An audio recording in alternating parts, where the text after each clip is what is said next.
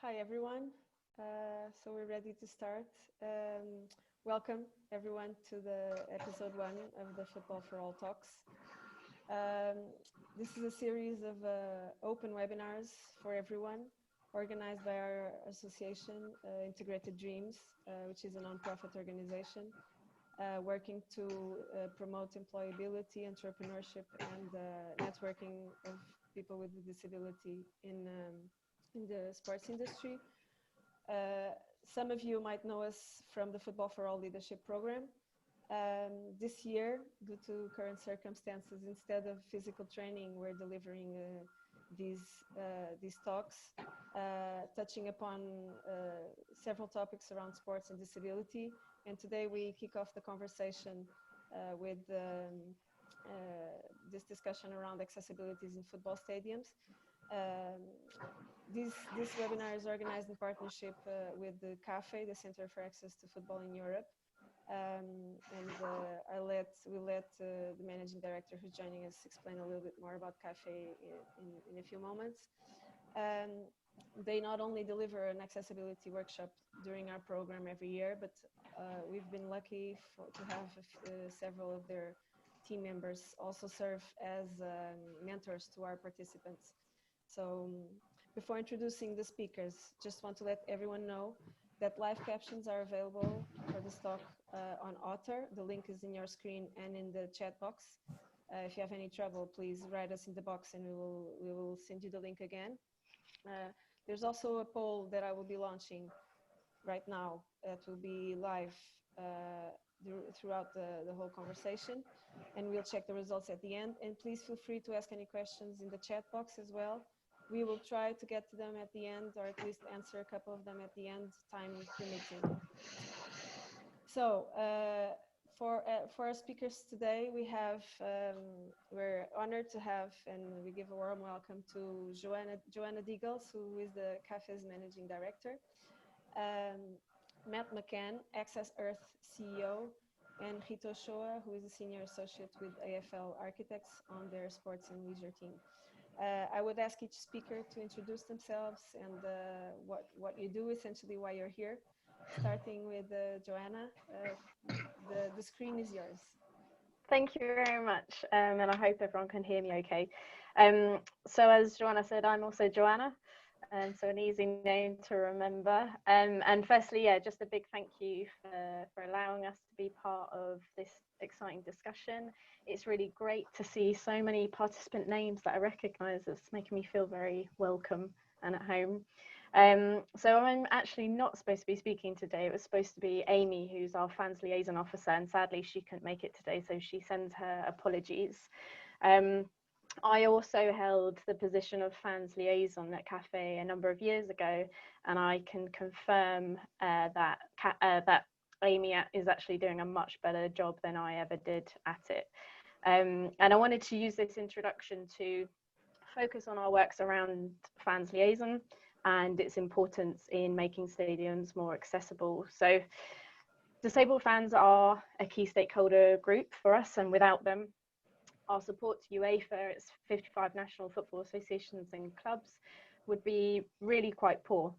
And our areas of works that include research, surveys, interviews with disabled fans are really integral to our works and to understanding how we can remove barriers in football.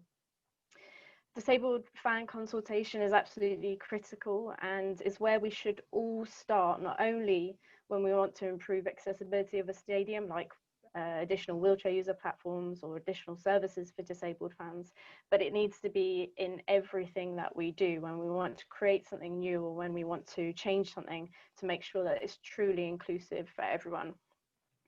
At CAFE, we also want to see greater diversity in football's communications. We want to hear disabled fans' stories and share their experiences with wider audiences. And this is for two reasons. So the first is so that disabled fans see themselves reflected in the media and know that they are part of the footballing family. And secondly, so that we can raise awareness within the wider footballing family, which will ultimately help us all to create more accessible environments in sports. We also support the creation of new disabled supporter associations and the development of those that already exist. And we really want to increase our efforts in this area. So at the moment, there are approximately 180 disabled supporters associations in Europe and 7 national umbrella disabled supporter associations. And these groups are really essential in local sustainable development and access and inclusion. But we also want to ensure that there are greater opportunities for collaboration amongst these groups across Europe so that they can learn from each other and work together towards common goals. And CAFE holds a conference every 3 years, which does allow this collaboration and this dialogue amongst disabled supporter associations, but we really want to increase our works in this area going forward. And my final point that I wanted to raise in this introduction is that it's about the global pandemic, so very relevant at the moment. And according to the UN, disabled people have been disproportionately impacted by COVID-19 due to the barriers reproduced in our response to the pandemic. And what we really want to avoid is that this disproportionate impact, we want to make sure it doesn't trickle into the sport that we all love. And so now's a really critical time for disabled fan consultation and feedback as we try to return to stadia. And it's also an opportunity for us to build back better. That's a phrase that's been used a lot at the moment. And for us to do that in a truly sustainable and inclusive way, we have to have disabled fan feedback and consultation. Thank you. Thanks, Joanna.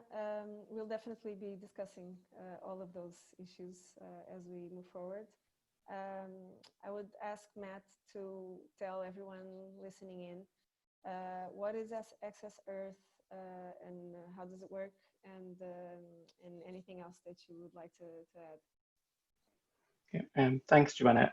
So, for those of you who don't know, I'm Matt, and I founded Access Earth because I think it's great that today is International Cerebral Palsy Day, and so I've got cerebral palsy, and it means that I had kind of built Access Earth through my own personal experience of wanting to find accurate and reliable accessibility information. So the core of what we want to do is to be able to provide information out to the people who need it.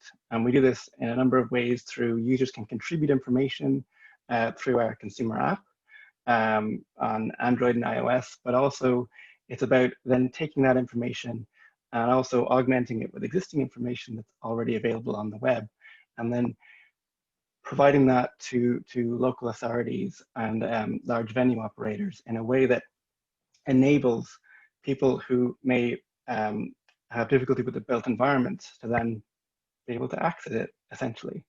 And one of the ways that we do this initially was through gathering accessibility information on the physical built environment, but now, to Joanna's point about with the pandemic, COVID-19 has essentially made accessibility information crucial for everyone.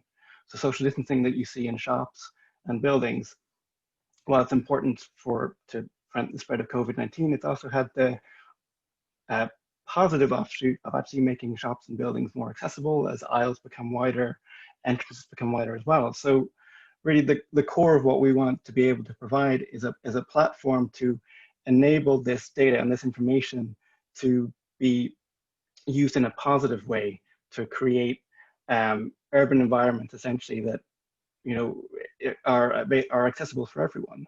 And yeah, that's essentially what we do, is help to enable everyone to access Earth.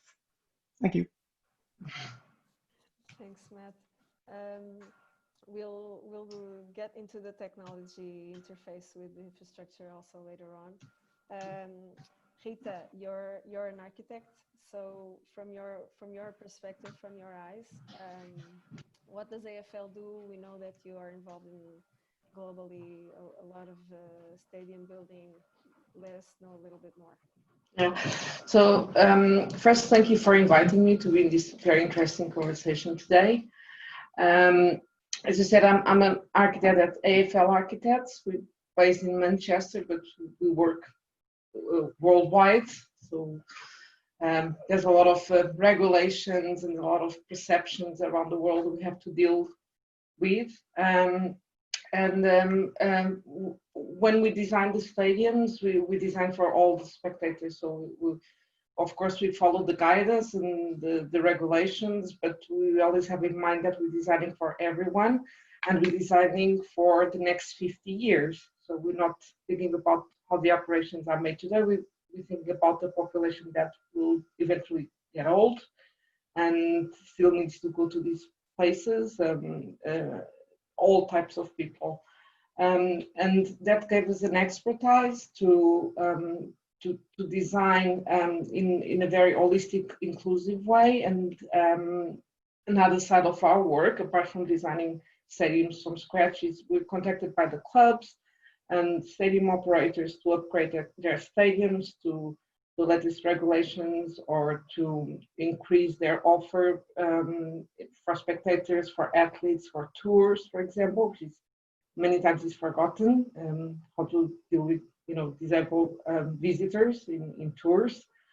So it's an area that we are, for us, it's just a part of the overall design. Is not an exception we have to make in the buildings. Yeah, basically it's that. Thanks, Rita. We'll have time to develop on that as well. So I just wanted to let everyone joining to let them know that this is a conversation around accessibility, but we won't go into detail into the technical solution for each disability, for each situation. There wouldn't be enough time. That is a full day or several days of conversation in itself. What we wanted to discuss today is focus on what each of us can do in our roles to move this forward and make sure that depending on the stage you're in your country, in your role, whatever you are doing, that the conversation moves forward. So whether you're just starting now discussing these issues, or you already have something in place but you need to improve what exists, or regulations change, whatever, that we keep moving this forward until we eventually, all of us don't need jobs anymore, and because that would be the ideal situation, and everything's perfect.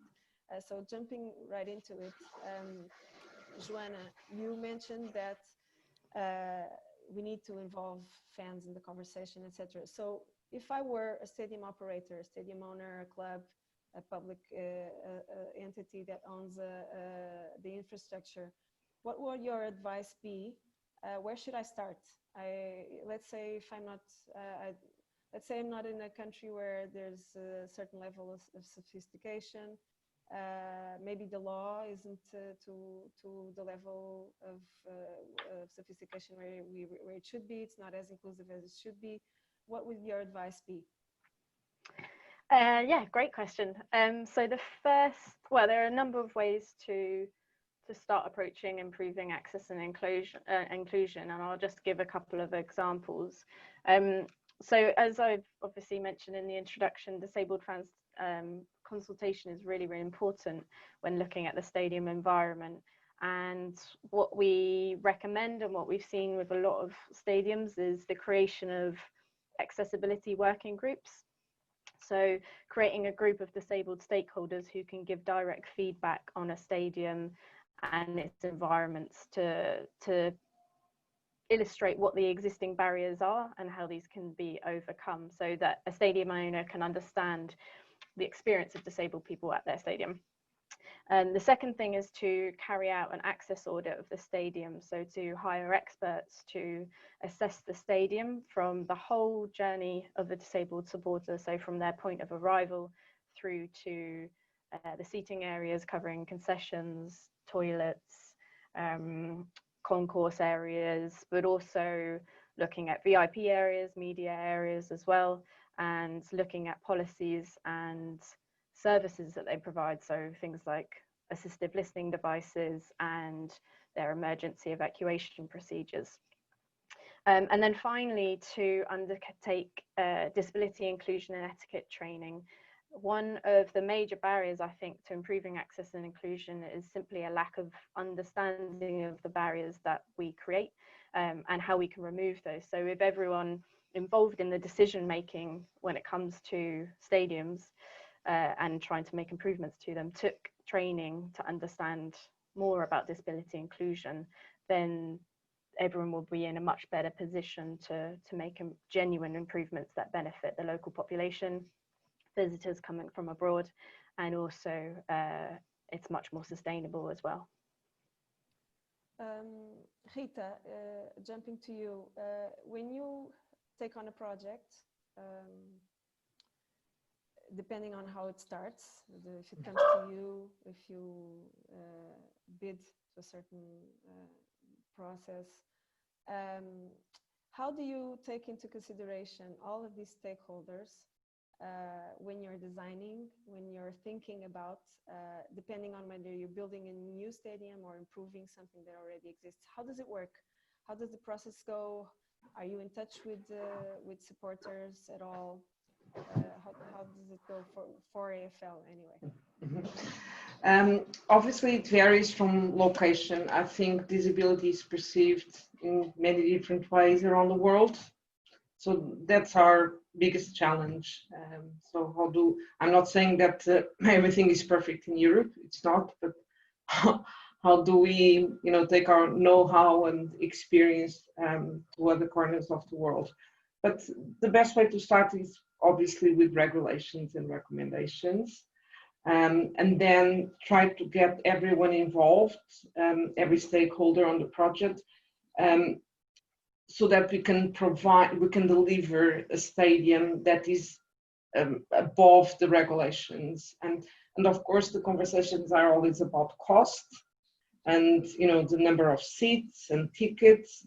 But it's coming with the solutions that are integrated. I'm going to give just a very brief example that Joanna was mentioning, the kiosks.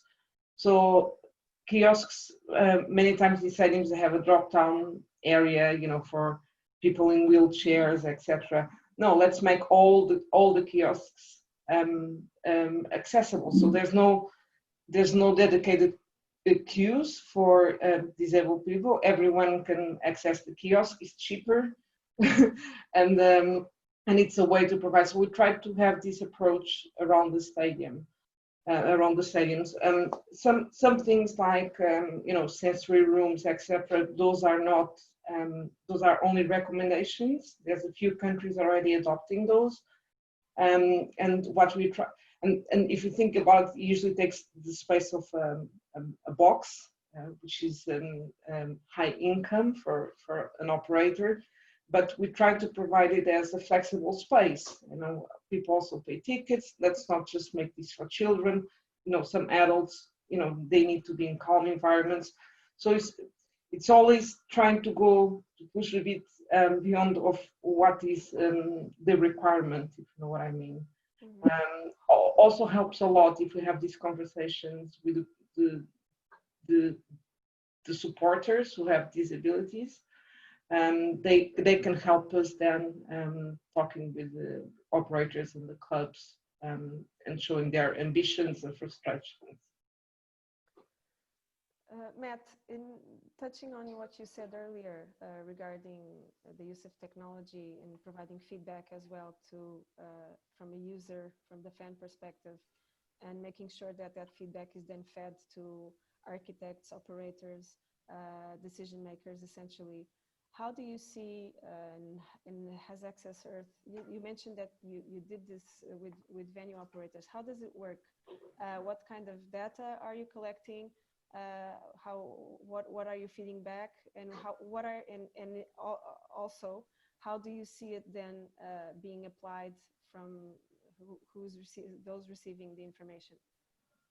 So I think one of the main areas that we work with, particularly on the built environment side, is it's crucial to get everyone's perspective on this. So that's why we allow input from a crowdsourcing perspective, so that anyone can contribute information about a building or a public place, answering questions such as, is there a step-free entrance?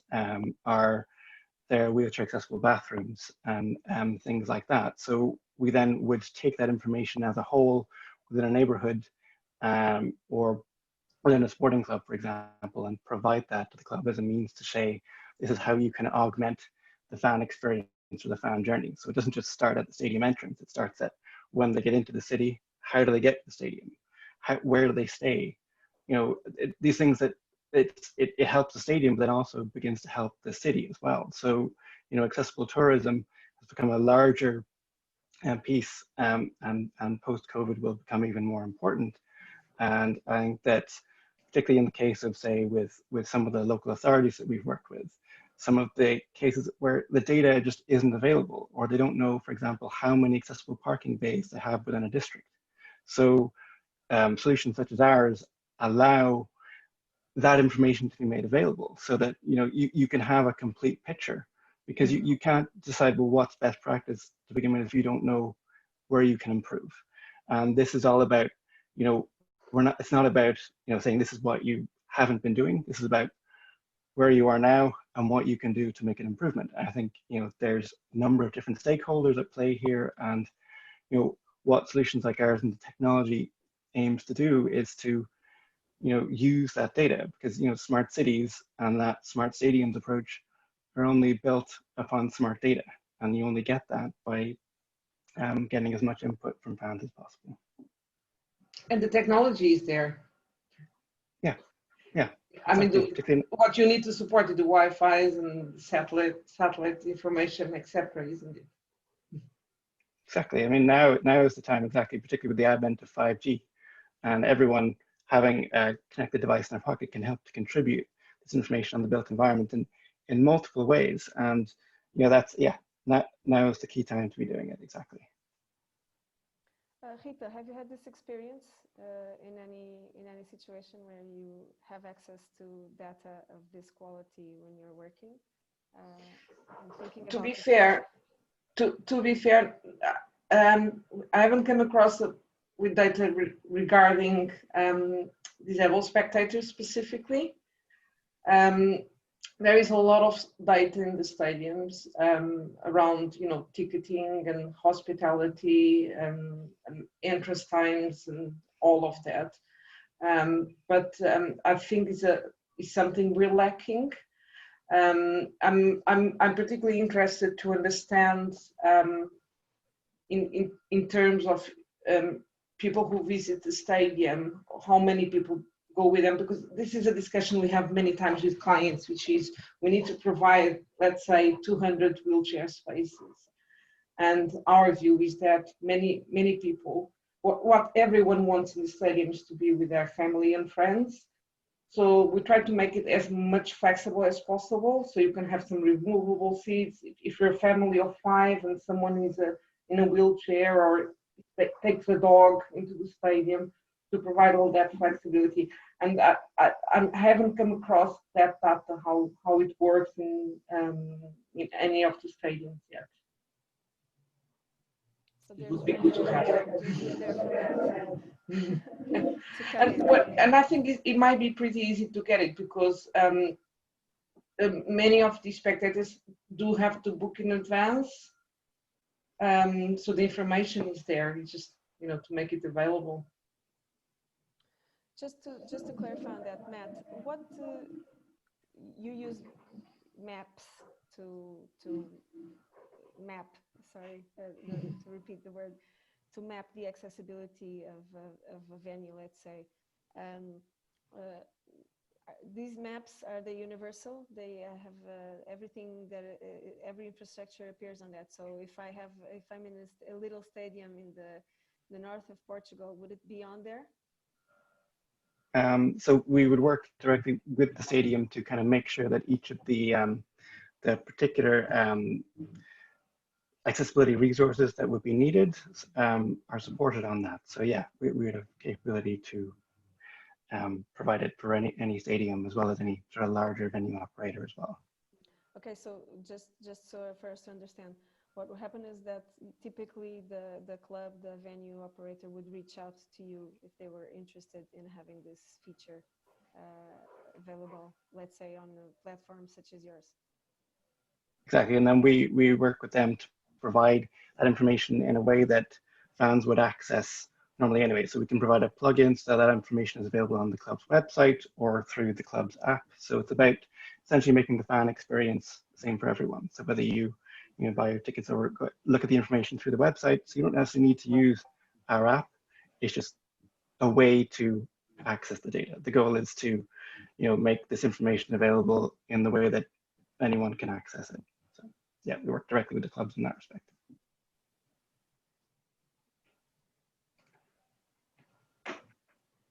We lost you, Joanna. Can you hear me now? Yes, yes. Yeah. Good. So I was saying that we are talking about operators, clubs, etc., assuming that they are proactive. But what if we're in a context where maybe on the venue side, people are not so proactive, the organization is not so proactive? Joanna, what would be the way in your opinion? What would be the best way for fans, for the public who's interested in in having access to stadiums where maybe they don't have the best access? What would be your advice for people to get a seat at the table, or at least to be in the conversation?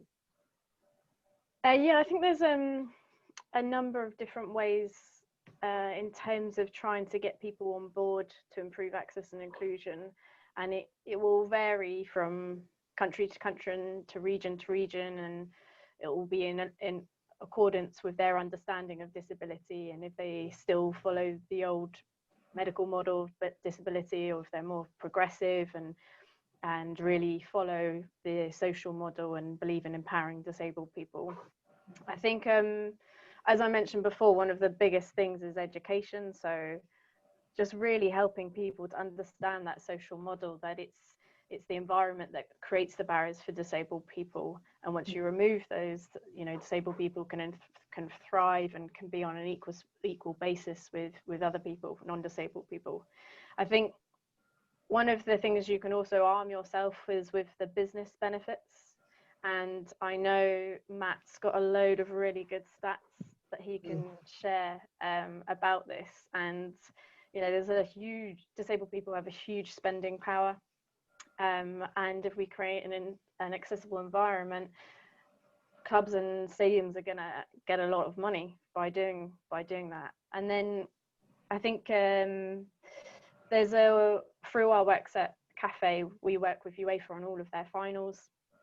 So ahead of a Champions League final, a Women's Champions League final, we'll go in and assess a stadium and do a report to celebrate what they're doing that's really good already, and then also what areas they can improve on, not only in advance of the final, but also after the final, and more long-term sustainable objectives. And the power of these finals is that we can often create change that does last after the final. So to give an example, at the Champions League final in Madrid last year, we assessed the stadium and we noted that, which is a common issue in stadiums, the sightlines were poor. So they had a lot of wheelchair spaces, but if a fan stood up in front of them, which they will at a Champions League final, their view was, the disabled person's view would be blocked. So through the final, we managed to, and through UEFA's commitment to quality experience, we managed to create a number, eight wheelchair user platforms that were elevated so that sightlines were absolutely guaranteed. And then after the final, the feedback was so positive that the club decided to build another 2 platforms afterwards. So we try and use these finals as a way to demonstrate how to create quality match day experiences as well, not just ticking boxes and meeting the numbers. And in terms of how fans can get a seat at the table in these discussions, as you say, one of what we recommend, as I mentioned in the intro, is creating disabled supporter associations, because they create a formal platform for fans to give their feedback to clubs and to stadiums.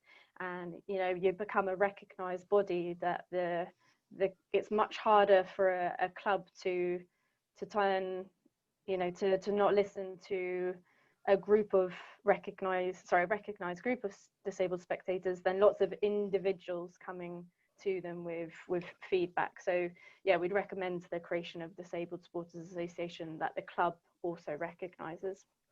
We need them too. Yeah. Absolutely. So organize and knock on the club's door.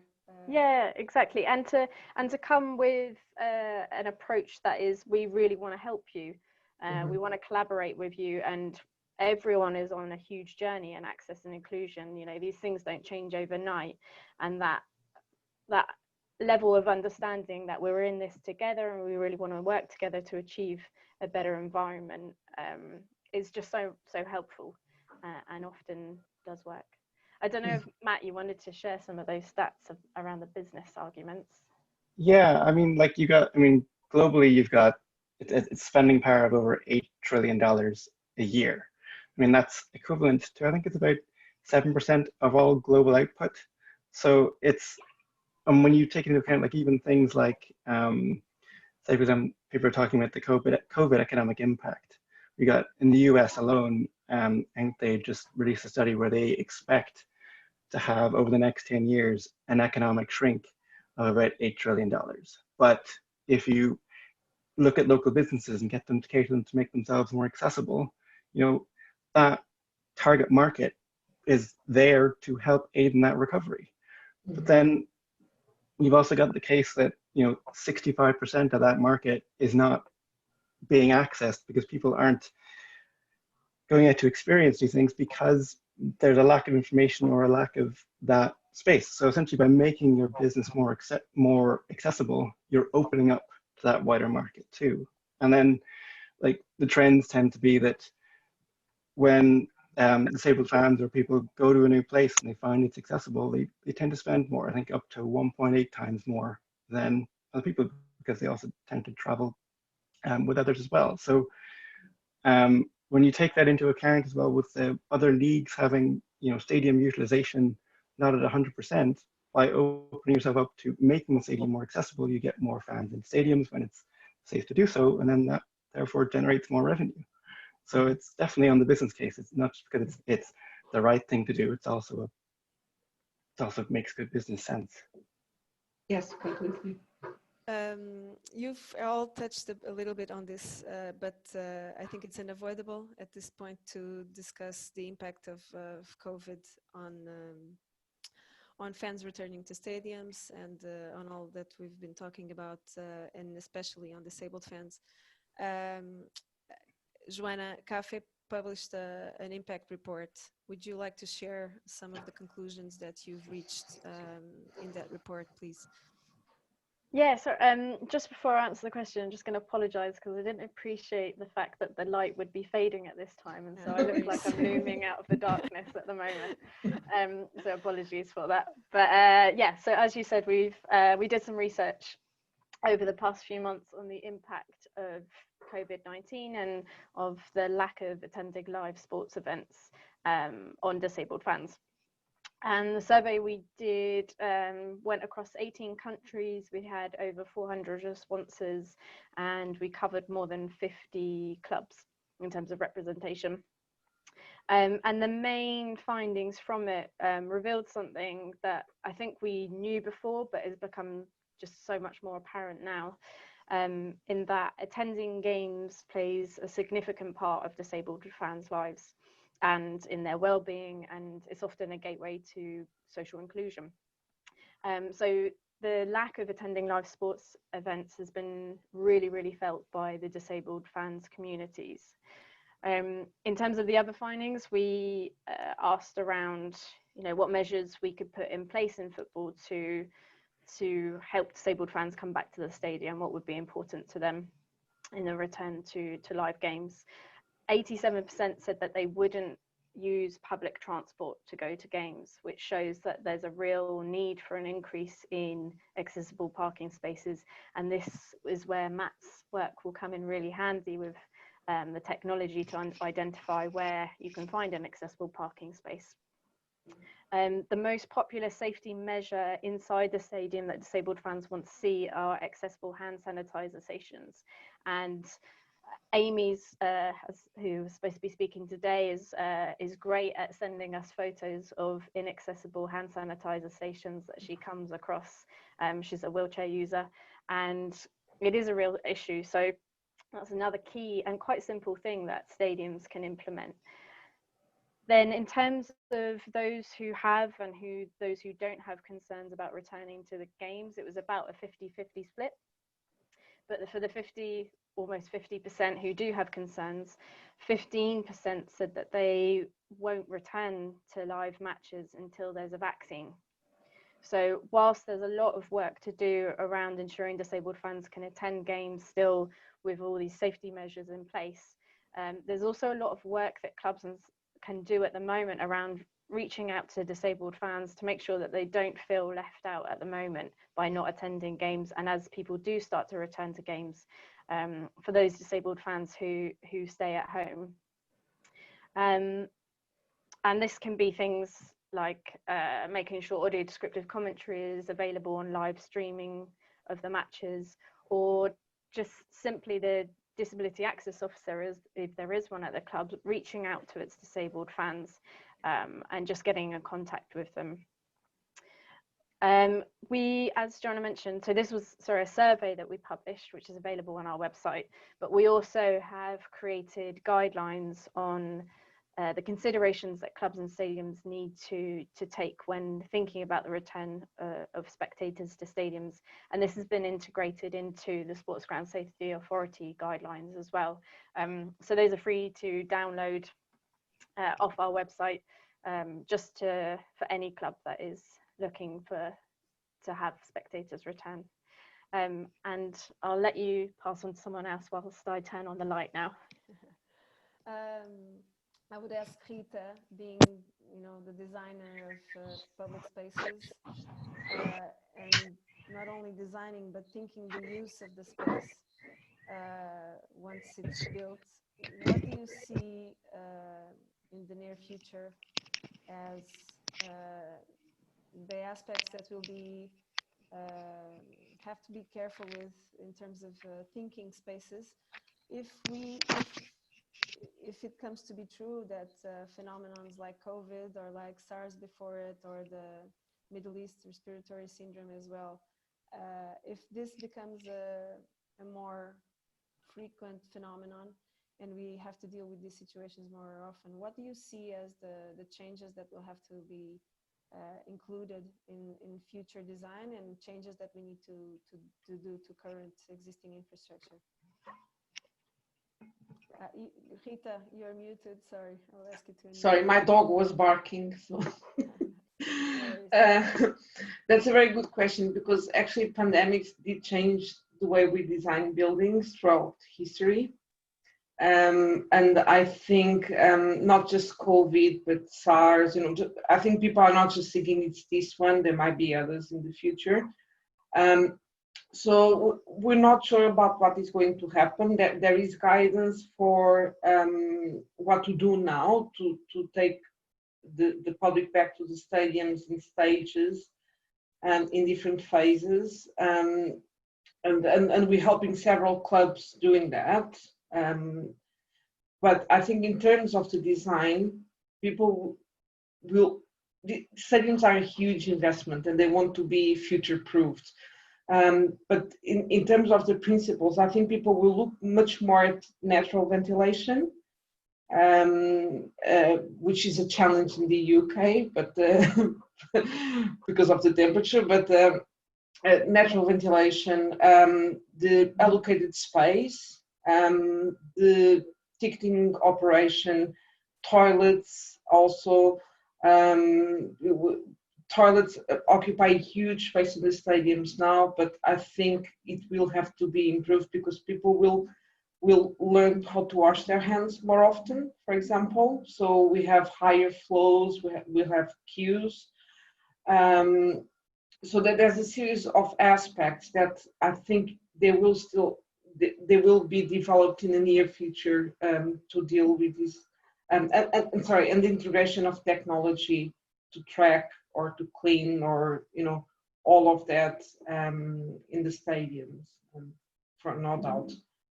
Do you see a potential conflict there that, well, as you said, stadiums are huge investments, and people who build them and invest tend to try to maximize their investment. How do you see that moving forward? If you need more space to circulate, if you need more space for people to stand in queue, how do you see that panning out? It is going to be a challenge, of course, but I think it's also well-planned design. So can we as architects help creating one-way access to the terraces? And what if people can go from one side and come from another?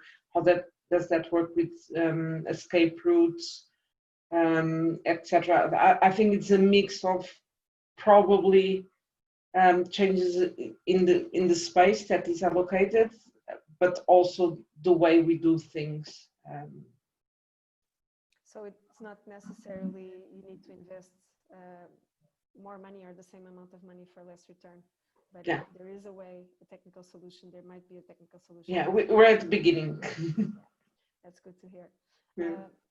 Matt, as both Access Earth and as your personal experience, what do you yourself think is going to change with this in this context moving forward in the next not only months but years to come? I think the key part is, like, and Rita kind of touched on it, is to kind of use the technology and kind of build for the future now that you can essentially, yes, you're not building just for now, you're building for what's going to happen next time. You're also building so that it's all about increasing consumer confidence, right? So that's what we've noticed here in Dublin, is the footfall decrease due to going to local shops and stadiums has meant that, local businesses, not just stadiums, have had to make more of a concerted effort to make design decisions such that they can allow more consumers in at a safer level. And I think that this is going to result in, you see it as well with more uptakes on bike lanes and less reliance on public transport. So essentially it is going to be, it in some ways going to result in a more accessible urban environment. It's a shame in some way that it's taken a global pandemic to start to have this conversation, but that's in the end it's going to be a positive impact for sure. Okay, optimistic then. Joanna, are you aware of any guidelines that fans can have a look at?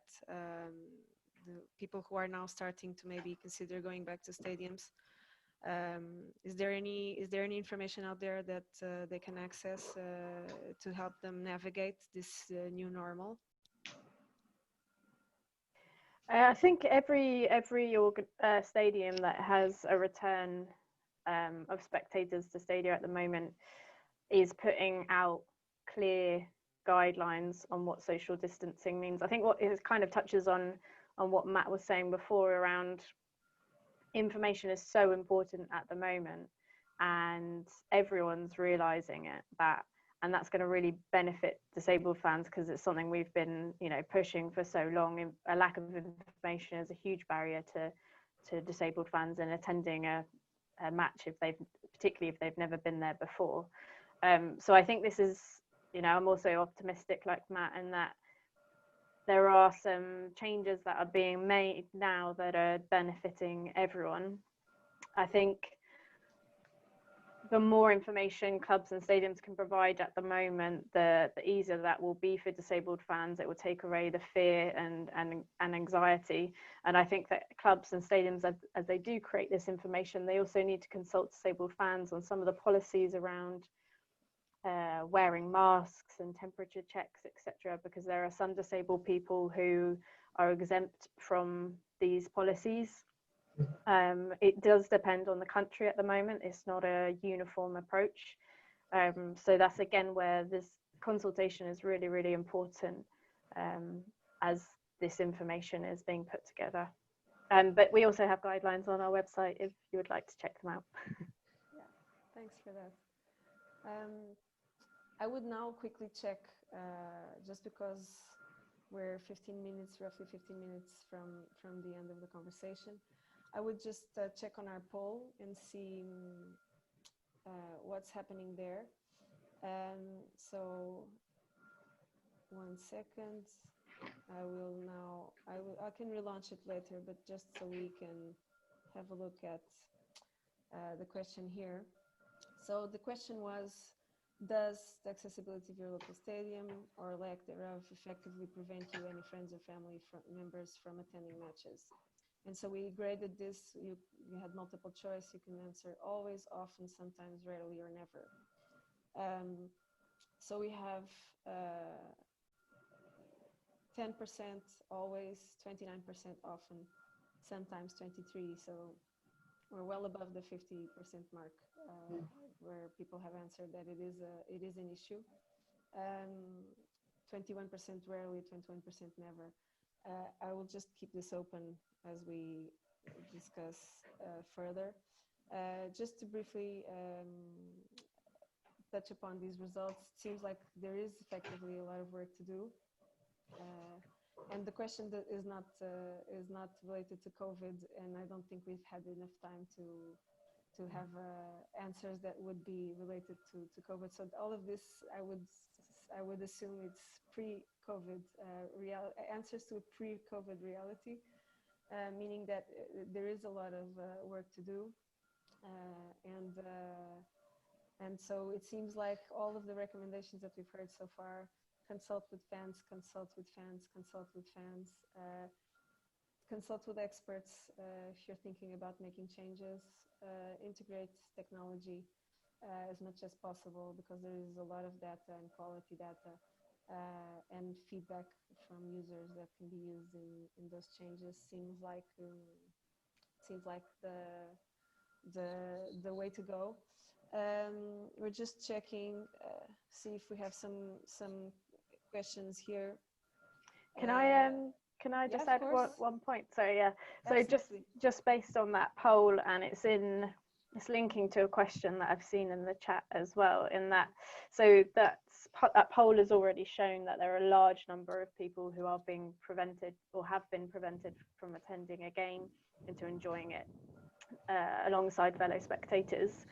And yeah, I think one bad experience is enough to sometimes put people off from ever returning to a game. And there's a question in the chat from John from AFL, I believe, who's asked around how we can persuade clubs to achieve the minimum standards when a lot of clubs and stadiums suggest that the minimum standards are really high. And I think the more we can do to, you know, if you're making improvements to a stadium, you really need to communicate those improvements and show disabled fans that you have made these changes, that disabled people are welcome at the stadium, and that not only have you made these changes, but you know it's an ongoing process, and you know you need to do more, and you're keen to work with disabled fans to do that. And I think by communicating more and being open to feedback, then we're more likely to fill spaces that may be empty in stadiums at the moment. And I think there's also the argument of thinking about the whole match day journey, as everyone was touched upon before, around ticketing as well. As the ticketing accessible? Is there information?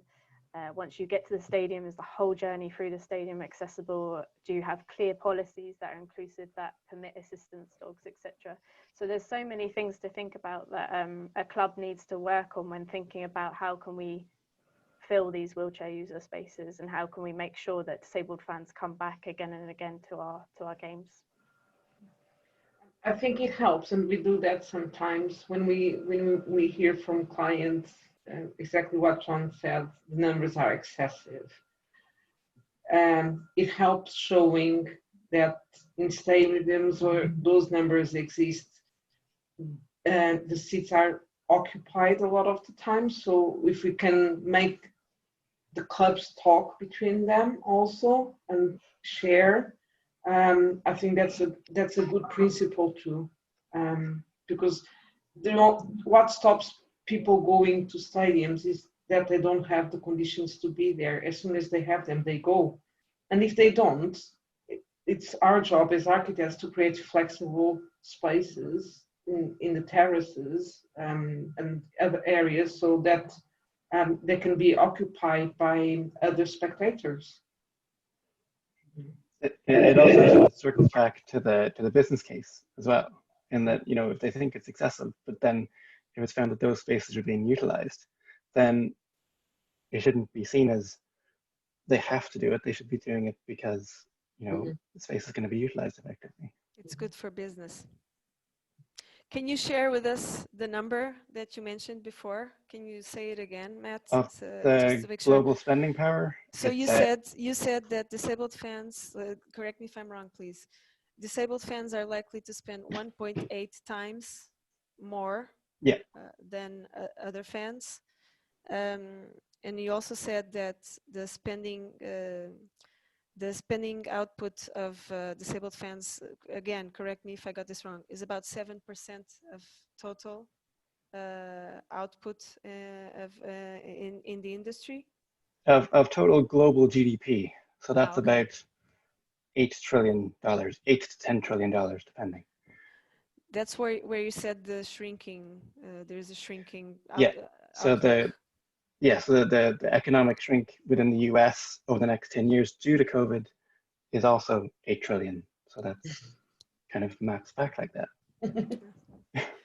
Interesting numbers for those listening out there, and keep those in mind when you're looking at your stadiums and how to fill those seats and sell those tickets. We're very close to the end of the conversation. Just wanted to check if we have other audience questions. We have a question also around educating decision makers. How do we get this done? I think Joanna answered this a bit earlier. Organize, disabled fans, get organized, create associations that effectively represent you in a structured way, and give legitimacy and more credibility to the disabled fans' voices. I'm already trying to sum up the major talking points around this conversation. A lot of interesting input. Feel free to add anything. And in any case, I will go around and ask each of you if you want to make also closing remarks, and reminding everyone out there again that this is good for business.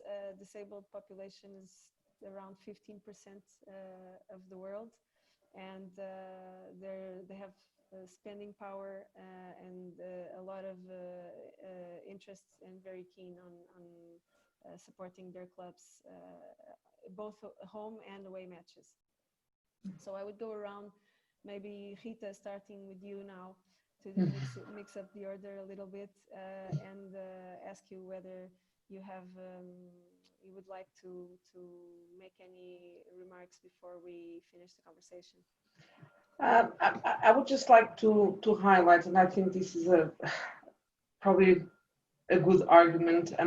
One of my passions for stadium design, what drives me, is that stadiums are probably one of the most democratic spaces in our societies. So you have people from all ages, all backgrounds, all disabilities.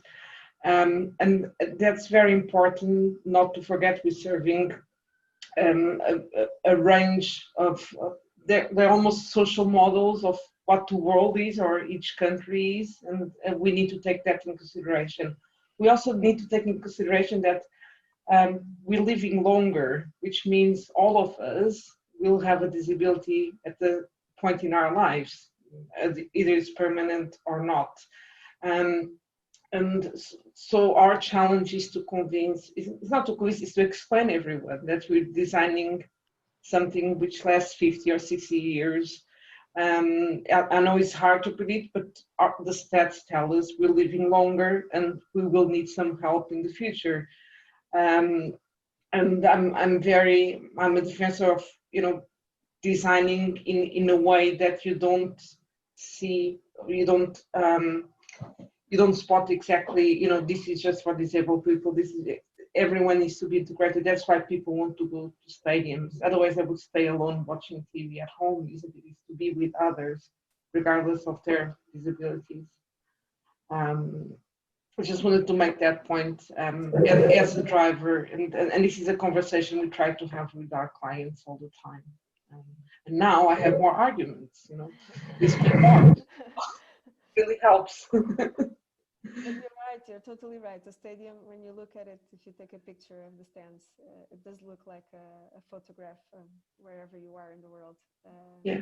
Yeah. We've just finished the stadium, Bradford Stadium in London, and we have families with 4 generations going to the stadium, from babies to the old grandfather. So all these people have different requirements to be there. Absolutely. Matt, before we finish, would you like to add anything on top of what we've been discussing?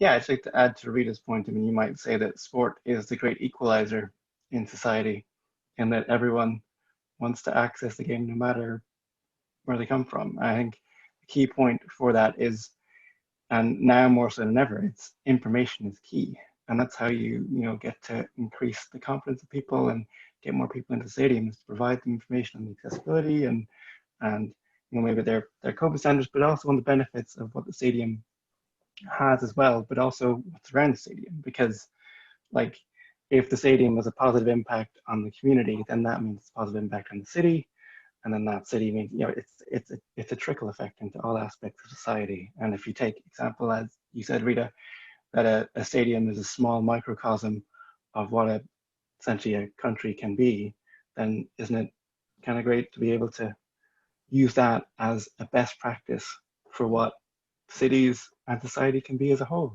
if we look to design for everyone. Joanna?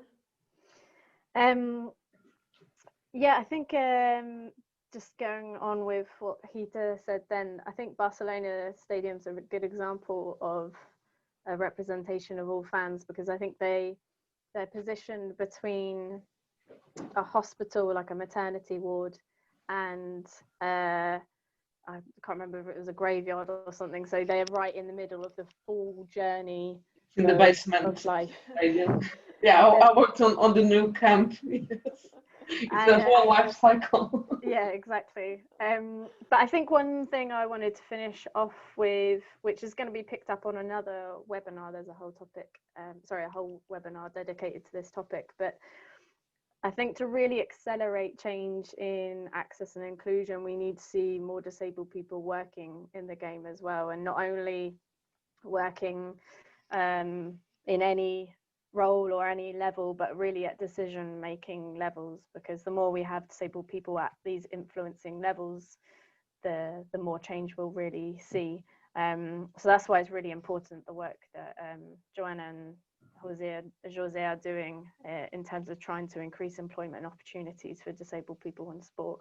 So I think when looking at the stadium experience, it's not just about the spectator experience, but it's also around everyone who's in that stadium. So it could be a disabled volunteer, steward, operations manager, president. We need to make sure that the whole environment is accessible so that everyone can be part of the game and contribute to it as well. Absolutely, that's a very good point. As I think you all said this in one way or another, this is a journey. Improving accessibility is a journey, and it will take time. We just need to make sure that we keep pushing for it to improve in every aspect that we can as we move forward. I really wanted to thank all of you for your time today. It was a very good conversation. everyone attending as well. Really appreciate you tuning in. We, as Joanna mentioned, there's a series of webinars. They are free and open to everyone, just subject to your registration. And I will take this opportunity to also share that next week's webinar, which will be around inclusive practices in European football clubs, will be on Monday. So same time as today, 5 p.m. British Standard Time, Western European Time, 6 p.m. Central European Time. It will be, we'll have a conversation with the Celtic Glasgow and Bradford City, and it will be moderated by CAFE's very own Disability Access Officer Project Manager, so Jochen Kemmer. I hope I pronounced that correctly.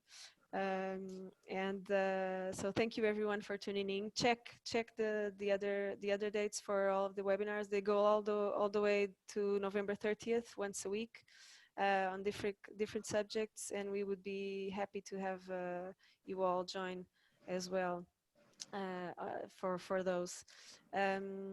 So yeah, thank you for joining. This is really good. Let's keep up the work, everyone, and I hope to see you soon. Thank you very much. Thanks. Thank Bye. you. Thank you. Bye, everyone. Bye.